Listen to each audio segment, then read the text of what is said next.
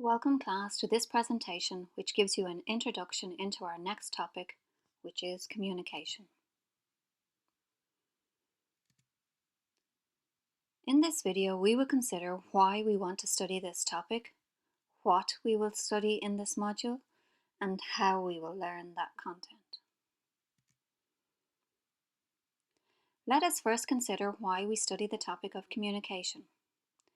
In terms of your senior cycle syllabus, this topic forms part of Unit 3 and is the third key management skill that we consider after leading and motivation.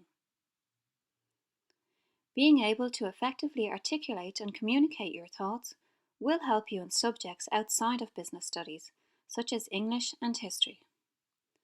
Developing a greater appreciation of communicating mathematical information through graphs and charts will help you with your math studies. Indeed, effective communication skills will help you across all subjects in both written and oral elements. You will recall that communication is one of the key skills which will help you to navigate your way through life beyond school. Communication is central to all human relationships, and competence and confidence in literacy will help you to develop both work and personal relationships successfully. So developing your communication skills is key to developing those key skills which will help you in life after school. Let us now consider what we will cover in this topic. We will look at the ways that you can communicate. Verbal communication occurs through what we say and can either be face-to-face or remote. It can be between two or more people. And in this topic, we consider the topic of meetings. We look at the key elements of meetings and the key people involved in organising and documenting meetings.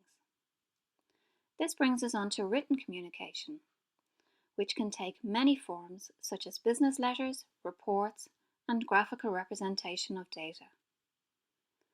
Then there is non-verbal communication, which refers to what we say with our bodies, our facial expressions, and how we react to information we receive.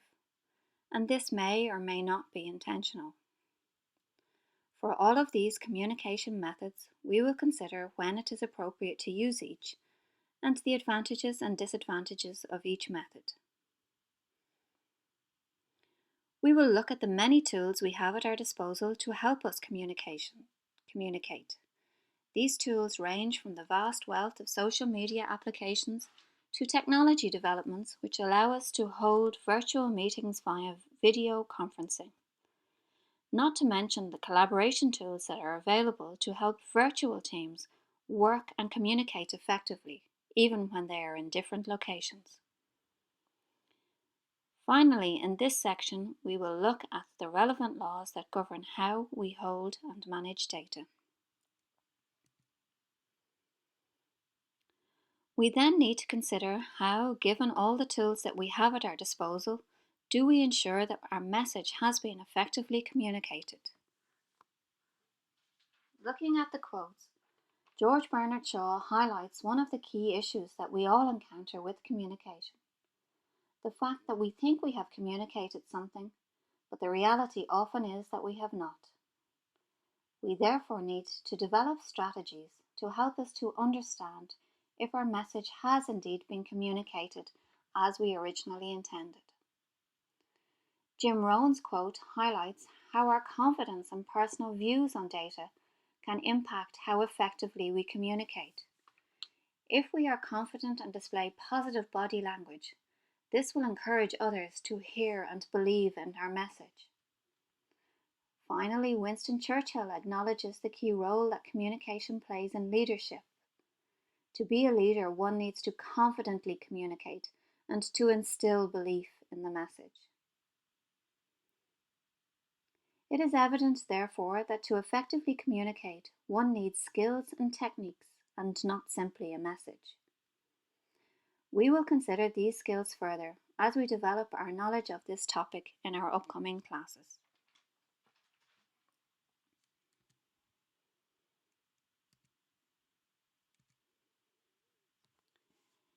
Ineffective communication can arise due to communication barriers such as over-reliance on technical language or on technology. An example is shown on screen here where perhaps the tools that we use are not always the most appropriate or the most effective.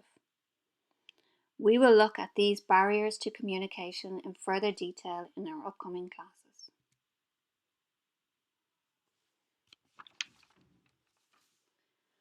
So now we know what we will cover, let's consider how we will learn the what of communication. As part of our upcoming classes, we will learn about communication in a number of different ways. We will use case studies to analyse communication messages and assess how effective these were. You will do your own research and find examples of effective and ineffective communication. And we will use group project work to look at some of the other areas, for example, barriers to communication. And, where relevant, we will look at videos which will help us to appreciate aspects of the topic in more detail. What follows now is an example of such a video, and this one highlights the importance of effective communication. We're out here now, man. I hope you're happy. Yeah, I'm happy. Well, good. Now what? Well, I just think we should have Will's iron safety vest. Oh, come on, man. Those vests are for daggone people who really like to use them. Deer don't even see them. They're colorblind, stupid. Golly. Hey, Tiny, did you get something? Tiny, what'd you get? Tiny. Tiny, oh my God! 911, what is your emergency, please? Yes, please help us. I think he's dead. What do I do? Sir, calm down. I can help you. We'll walk through this together. First, I need you to make sure he's dead. Well, I can do that. Hold on a second.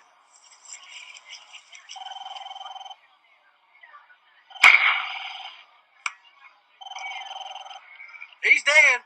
Now what?